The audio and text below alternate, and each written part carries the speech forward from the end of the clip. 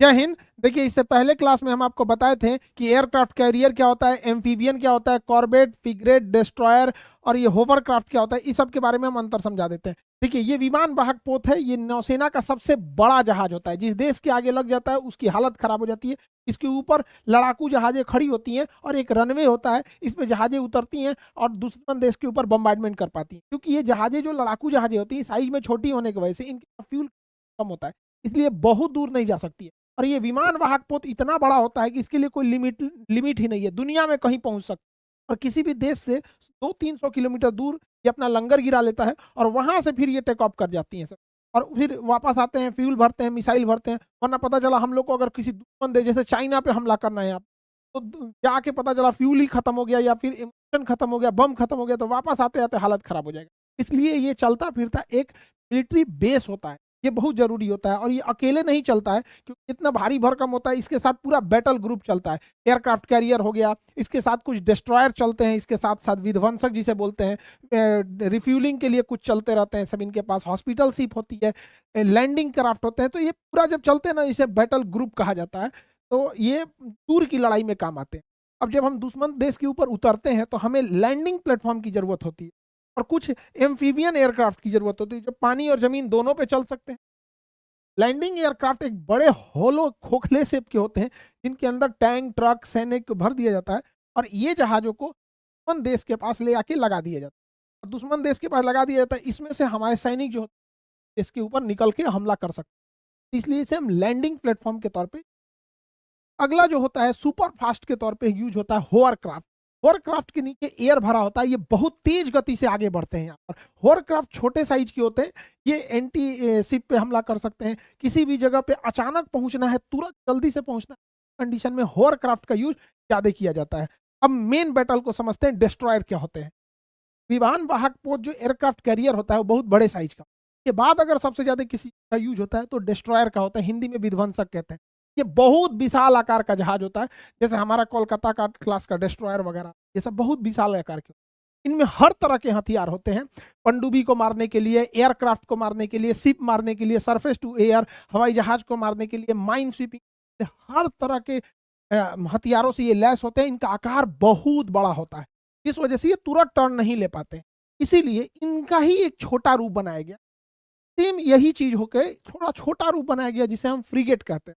Frigate comparatively destroyer के तुलना में थोड़ा छोटे होते हैं, जिस वजह से इनके पास हथियार कम आता है, मिसाइलें कम होती हैं। बट ये हल्के होने के कारण बड़ा तेज मूव कर लेते हैं, तुरंत अपना लोकेशन बदल देते हैं, जिस पर हमला करना थोड़ा मुश्किल।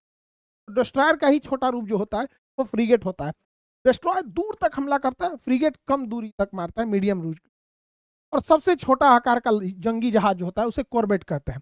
कॉर्बेट जो होते हैं बहुत छोटे आकार के होते हैं, बहुत दूर तक नहीं जा पाते, लेकिन बहुत तेज मुनेवरेबल होते हैं, जैसा बड़ी तेज घूम जाते हैं। सब छोटे छोटे साइज के ही होते हैं। यहाँ पे बेसिकली इन्हें मिसाइल लॉन्च करने के लिए ही यूज किया जाता है। छोटे होते हैं, कहीं जाके किसी जहाज को मार के चले। और इन्हें ना पकड़ना भी बड़ा मुश्किल, रडार में पकड़ाते हैं तो ऐसा लगता है मछली मारने वाला जहाज है, लेकिन बड़े घातक होते हैं। भारतीय नौसेना इसकी अहमियत को समझती थी। 1971 के युद्ध से पहले भारतीय नौसेना की तैयारी थी ऐसे ही कॉर्बेट्स को, जो मिसाइल कॉर्बेट जहाजें थे, इन्हें रसिया से प्राप्त करना। रसिया का एक जगह है व्लादिवोस्टक। ज्योग्राफी में आपको पढ़ाया था, व्लादिवोस्टक से एक ट्रेन जाती है सेंट पीटर्सबर्ग तक, दुनिया की सबसे लंबी रेल मार्ग है, ट्रांस साइबेरियन का। ट्रांस मतलब इस पार से उस पार, साइबेरिया इधर का भाग साइबेरिया कहलाता है, ये वाला भाग यूरेशिया कहलाता है। खैर ये तो ज्योग्राफी का पार्ट हो।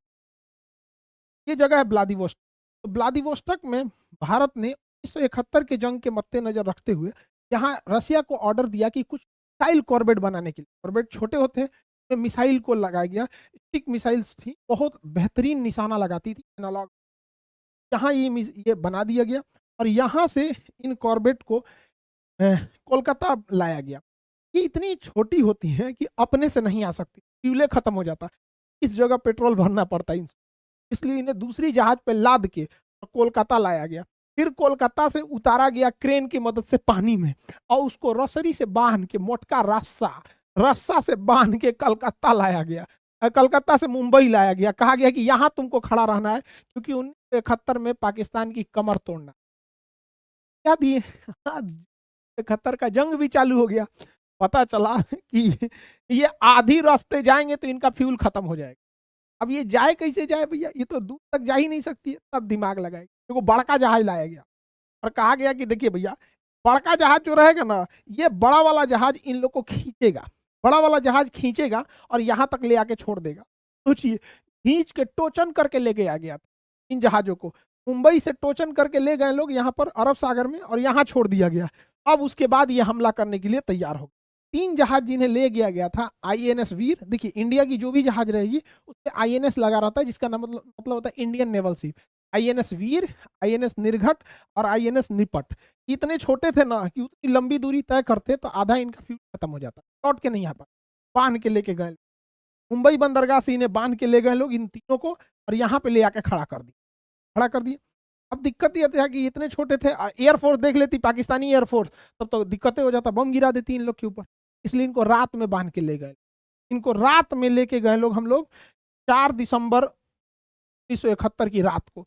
रात में निर्घट को लेके गए लोग अरब सागर में बांध के, इसने देख लिया पाकिस्तानी डिस्ट्रॉयर। सोचिए, ये खुद था कॉर्बेट, निर्घट था कॉर्बेट, सबसे छोटा होता है, और पाकिस्तान का डिस्ट्रॉयर बड़ा होता है। डिस्ट्रॉयर का नाम था खैबर, खैबर का खैरियत ले लिया निर्घट ने, खैबर का ऐसा खैरियत लिया, ऐसा खैरियत लिया, मारा दुद्दू को मिसाइल ले धड़ाधड़, ऐसा खैरियत लिया कि बेचारा वहीं डूब गया। क्या खैरियत लेने वाला खैबर डूब गया। इतना छोटा जहाज जिसको टोचन करके ले गया गया, मार के डुबा दिया Pakistan. PNS, Pakistani naval ship का खैबर जहाज अब जमींदोज हो चुका। जमींदोज का मतलब जमीन के अंदर चला गया। पाकिस्तानी भाई भी देख रहे होंगे तो अच्छे से समझ में आज समझने में ऐसे भी जाने जाते हैं कि किसी को तकलीफ ना हो, चाहे कोई भी देश का हो, उसे तकलीफ नहीं होना चाहिए। यार अब जमींदोज उर्दू अल्फाज है, इसको अच्छे से समझते हो। आगे बढ़ते हैं, अभी 3 को गया था सब, इसको एक और को ठेल के ले गए यहाँ पर, उसका नाम था वीर, आईएनएस वीर। इसने देख लिया आईएनएस मुहाफिज को। अब मुहाफिज जो जहाज था बड़ा खतरनाक था, उस समय का माइन स्वीपर था, बड़ा एडवांस जहाज था मुहाफिज को। इसने भी मारा एक मिसाइल, आईएनएस मुहाफिज, पीएनएस, आईएनएस नहीं जी, आईएनएस तो वीर के आगे लगेगा ना, इंडियन नेवल शिप, इसके आगे पीएनएस लगा था, पीएनएस मुहाफिज। मारा धाए से पीएनएस मुहाफिज भी डूब, खुदा हाफिज ए मुहाफिज, खुदा हाफिज, अब अलविदा, भी डूब गए। पीएनएस मुहाफिज क्या हो गया, डूब गया, पानी में डूब गया यहाँ पे। अब अगला नंबर था, अगला जो जहाज गया था 3 भगिया के ले गए थे, और खतरनाक था, इसका नाम था निपट, आईएनएस निपट। आईएनएस निपट को ना इसकी रडार में बड़ा सा जहाज दिखा, नाम था एमवी चैलेंजर, बड़का नाम था चैलेंजर। चला एमवी चैलेंजर जो है पाकिस्तान को मिसाइल गोला बारूद भर के अपने ले जा रहा था। लो मारो भारत को, अमेरिका उसको भर के दिया, इजराइल को दिया है भर के। भारत ने कहा भर के देगा, मारेगा हम लोग को। निपट ने कहा आओ हम तुमको निपटा देते हैं। तो आईएनएस निपट जो कॉर्बेट क्लास का जहाज, इतना छोटा जो जा नहीं सकता था, मारा धड़ाम से मिसाइल चैलेंजर पे, एमवी चैलेंजर तहस नहस हो गए। अब बिना कुछ बचाए 30 सेकंड के अंदर जमीन दोज हो गए, पानी दोज हो गए, जमीन दोज नहीं जी, पानी दोज, पानी में चल बर्बाद हो गया, गोला बारूद भी तहस नहस हो गया। ये निपट, निपट शरीफ नहीं था, लौटने टाइम भी सोचा कि एगो को निपटा के आते। तो जब ये लौट रहा था, जब ये लौट रहा था वापस, तो इसे कहा कि लौटने टाइम ना कराची बंदरगाह पास एक ऑयल डिपो था, नाम था उसका किनारी, किनारे पे था किनारी ऑयल डिपो। सोचिए ये निपट नाम का जहाज इतना बदमाश था कि लौटने टाइम 2 मिसाइल मार दिया इस पे, किनारी ऑयल फील्ड पे। अब मार धधक के लग गया किनारी ऑयल फील्ड, पाकिस्तान में ऑयल शॉर्टेज हो गया, क्या सबसे बड़ा ऑयल डिपो में उधिया गया, तभी ऑयल शॉर्टेज तहस नहस हो गया किनारी ऑयल, जहाज लौट के चल। समझ में आ रहा है कि नहीं आ गया? सोचिए सबसे छोटे जहाज माने कॉर्बेट, इतनी क्षमता नहीं थी कि जा सके, ठेल के ले गए थे लोग, वहां जाके ये इतना तबाही मचा था, वहां इतना भयंकर तबाही। देखिए हम आपको इस तरह से समझाएं, थोड़ा ना आज थोड़ा हम आपको ग्राफिक्स की मदद से समझाते हैं, एनिमेशन के माध्यम से इसी चीज को। आप बताइएगा कि आपको कौन सा मेथड सही लगता है, अभी जो ये वाला बताए हैं या ग्राफिक्स वाला, थोड़ा इसको आप समझाइएगा। हम दूसरे मेथड से इन्हीं तीनों हम लोग को हम दोबारा समझाते हैं। देखिए अब हम इसी चीज को एनिमेशन से समझते हैं, कैसे पाकिस्तान के तीनों जहाजों को एक छोटे से कॉर्बेट ने डुबा दिया है। ये रस्सी से बांधकर आगे की ओर ले जाया गया। इसमें जो रस्सी से थे निर्घट, वीर और निपट, ये कॉर्बेट थे। आगे जाने के बाद स्ट्राइक संभालता है निर्घट, और निर्घट के रडार में जैसे खैबर आता है यहां से हमला कर देता है, खैबर के ऊपर ये हमला, और इसके हमले में खैबर डूब जाता है। इसके बाद अगला नंबर आता है वीर। वीर यहां से हमला करता है मुहाफिज पे, और मुहाफिज वहीं पर डूब जाता है। इसके बाद निपट, निपट ने चैलेंजर पे हमला किया, यहाँ चैलेंजर को भी डुबा दिया। निपट लौटने से पहले हमला कर देता है ऑयल फील्ड, ऑयल फील्ड पर हमला कर, और ये ऑयल फील्ड को तबाह कर दिया। तबाह करने के बाद ये अपने बेस पर लौट कर चले आते, लौट के आ गए लोग अपने। देखिए अब आपको हम दोनों दिखा दिए हैं, इमेज बैकग्राउंड के हिसाब से भी और एनिमेशन के हिसाब से भी। आप थोड़ा बताइएगा कि आपको इमेज वाला में ज़्यादा अच्छा से समझ में आ रहा है या फिर एनिमेशन वाले में अच्छा से समझ में आ रहा है। आप जैसा बोलिएगा उसी हिसाब से आगे कंटिन्यू करेंगे हम लोग। खैर हम अपने टॉपिक पे आते हैं। कराची के इस किनारी ऑयल डिपो में इतना भीषण आग लगा था कि जब ये ब्लास्ट हुआ और जब निपट के सैनिकों ने अपने डेक पर आके इस आग की ज्वाला को देखा था, धधकते हुए आग को, तो उन्होंने कहा था कि इससे बड़ा हम लोग ने कभी दिवाली नहीं देखा। उन्होंने कहा कि सबसे बड़ा बोन फायर था। अंग्रेज सब ना कौड़ा जला के आग तापता है, सब तो उसको बोन फायर बोलते, अलाव, देहात में उसको अलाव बोला जाता है। कौड़ा जला के आदमी गाय भैंस के आगे रख देता है। अंग्रेज सब जितना ही पढ़ा लिखा है, सब ने ज्यादा पढ़ ले, उसको बोन फायर बोलता है, बोन फायर। हमको लगा कि बहुत बढ़िया चीज होगा, बाद में समझ में आता कौड़ा जलीले है। इतना भीषण आग लगा था, और इसमें इतने टन फ्यूल थे कि कराची के इस ऑयल डिपो के ब्लास्ट के बाद कराची में ऑयल शॉर्टेज हो गया, और उसकी नेवी की पूरी ऑयल डिमांड खत्म हो गई। और इस भीषण आग की वजह से 7 दिन बाद इस आग पे काबू पाया गया था। 7 दिन तक सूरज की किरणें नहीं नीचे आई थी, इतना प्रदूषण, इतना धुआं धुआं फैल गया था यहाँ पर। और इस जबकि इसे कॉर्बेट से हमला किया गया था। इस हमले में भारतीय नौसेना के कॉर्बेट रात में हमला कर रहे थे, और रात में हमला करने के बाद वजह से ये जल्दी पकड़ में नहीं आ रहे थे, और पाकिस्तानी एयरफोर्स के जितने भी जहाज थे वो कोई नहीं आया इनसे लड़ने के लिए। तो इनको कोई टेंशन ही नहीं, दौड़ा दौड़ा मारे थे सब, इनको कोई मारने वाला भी नहीं था यहाँ पे। तो पाकिस्तानी वायुसेना अगर कुछ रिटेलिएट करती तो शायद भारतीय जो नौसेना है वो उतना खुलकर हमला नहीं कर पाते। लेकिन ये बेचारा कहीं नहीं लड़ा, लोग तुम लोग लड़ना चाहिए तुम लोग को, अब नहीं लड़ा तो हम क्या करें यहाँ पे। देखिए जब ये लड़ाई चल रही थी, निपट, निर्घट, वीर जब हमला कर रहे थे, तबातोड़ हमला कर रहे थे, तो इन पूरे हमले को रसिया से बैठ के सैटेलाइट इमेज के माध्यम से देखा जा रहा था। और वहां के नौसेना प्रमुख थे एडमिरल गोशकोव। एडमिरल गोशा को देख के दंग रह गए कि भाई जिन जहाजों को बनाया ही नहीं गया था इतने दूर हमला करने के लिए, जो इतना खतरनाक थे ही नहीं, उनसे ये लोग कैसे रस्सी से बांध कर खींच कर ले जाके और उस तट पर हमला करके चले आए। तो इन्होंने कहा कि हम जाकर भारत के उन सैनिकों से मिलना चाहते हैं। तो ये भारत आए थे स्पेशली उन सैनिकों से मुलाकात करने के लिए। एडमिरल गोशा को जब भी कोई नौसेना का प्रमुख आता है तो उन्हें हम लोग नौसेना की परंपरा के हिसाब से भोज पर आमंत्रित करते हैं, और वो भोज नौसेना के बड़ी जहाजों पर दिया जाता है। हालांकि ये कॉर्बेट पे ही, उस आईएनएस वीर निर्भट पे ही जाना चाहते हैं, बट वो इतना छोटे थे कि इतने बड़े अधिकारी को भोज के लिए वहां आमंत्रित नहीं किया जा सकता था। तो एडमिरल गोशा को आईएनएस विक्रांत पर आमंत्रित किया गया भोज करने के लिए वहां पर। और आईएनएस विक्रांत उस समय 71 की लड़ाई का हीरो था। इस एयरक्राफ्ट कैरियर पर इन्हें लाया गया एडमिरल गोशा को। उस समय भारतीय नौसेना के प्रमुख थे SM Nanda, admiral SM Nanda. और एडमिरल एसएम नंदा से इन्होंने अनुरोध किया कि हमें उन लोगों से भी मुलाकात करनी है जो इस लड़ाई में कॉर्बेट चला रहे थे। वहां इन्होंने भोज किया और मुलाकात किया एसएम नंदा से वहां पर। एडमिरल गोशा को एक बहुत बेहतरीन नौसेना प्रमुख थे। जब ये रशियन नेवी से रिटायर हो गए तो इनके नाम पर विमान वाहक पोत बनाया गया। विमान वाहक पोत का नाम था गोशाकोव, इन्हीं के नाम पर बनाया गया था, एडमिरल गोशाकोव के नाम।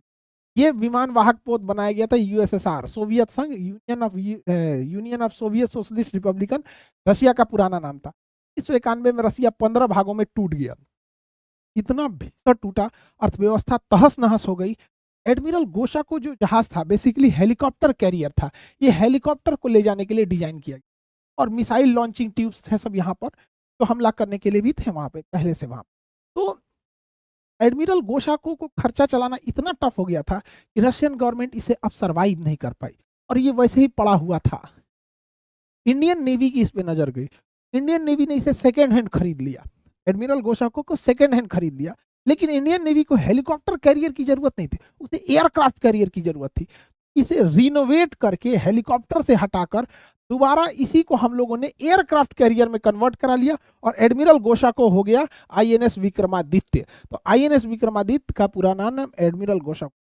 इंटरनल सिक्योरिटी जब यूपीएससी मेंस में लिखने बैठिएगा, इंटरनल सिक्योरिटी या फिर डिफेंस वाले मैटर पे या फिर साइंस एंड टेक वाले में इसकी विक्रांत के बारे में या नौसेना के स्थिति में आता है तो विक्रांत का पुराना, विक्रमादित्य का पुराना नाम एडमिरल गोशाको जरूर लिखिएगा वहां पर। ये इसका पुराना हिस्ट्री रहा है एडमिरल गोशाको का। सोचिए उस समय कितने बहादुर हमारे लोग थे वहां पर। 1971 में अमेरिका का साथ देने के पाकिस्तान का साथ देने के लिए अमेरिका चला आया था। उस समय हमारे नौसेना को लीड कर रहे थे एस एम नंदा साहब, एडमिरल एस एम नंदा। हमारी थल सेना को लीड करते थे सैम बहादुर, सैम हारमू जी, फ्रेम जी, जमशेद जी मानेकशा, हमारे फील्ड मार्शल साहब। वायु सेना को लीड कर रहे थे पीसी लाल। ये इतने बहादुर जंगबाज थे ये लोग, इन लोग को सैल्यूट। इन लोगों ने पाकिस्तान का इतिहास क्या भूगोल बदल डाला।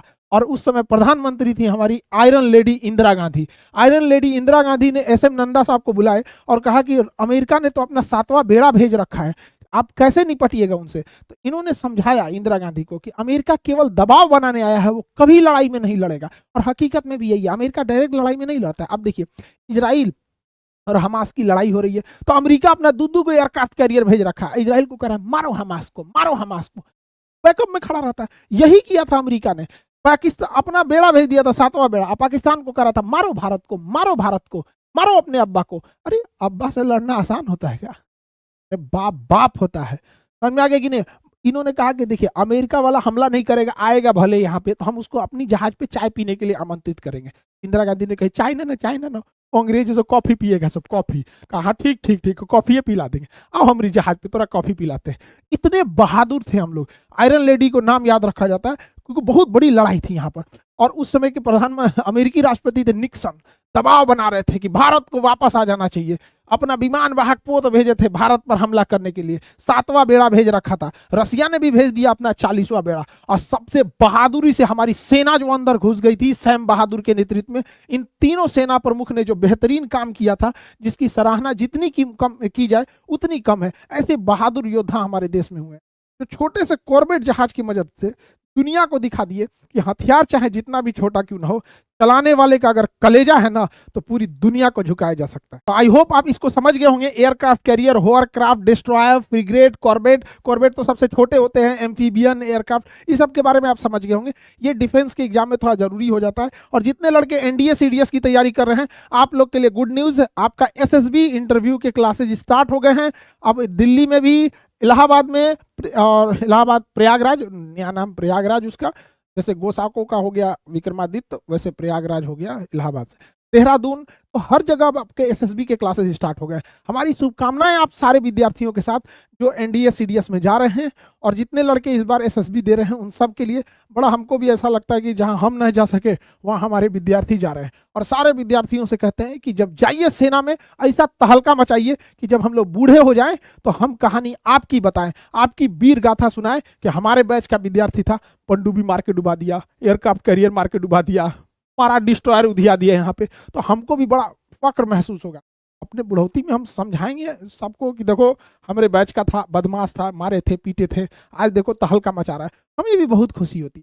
और जिस भी बैच की आप तैयारी कर रहे हैं, एनसीईआरटी बहुत जरूरी है। चाहे आप नीट की तैयारी कर रहे हैं, चाहे आप ईसीएस की तैयारी कर रहे हैं, यूपीएससी के लिए एनसीईआरटी बहुत जरूरी है, खास करके 6 से लेकर 12 तक के। बस इस क्लास में लड़के भटक जाते हैं, तो स्टूडेंट आप लोग को समझ में नहीं आता पढ़ना क्या है। एक्चुअली क्या है ना कि वो रैंडम है, कुछ जानकारी 6 में है, कुछ 7 में है, कोई 8 में है, तो आप लिंक नहीं कर पाते हैं।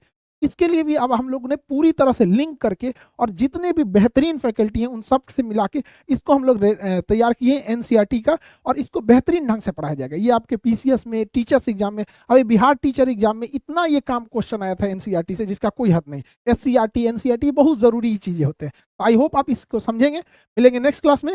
जय हिंद।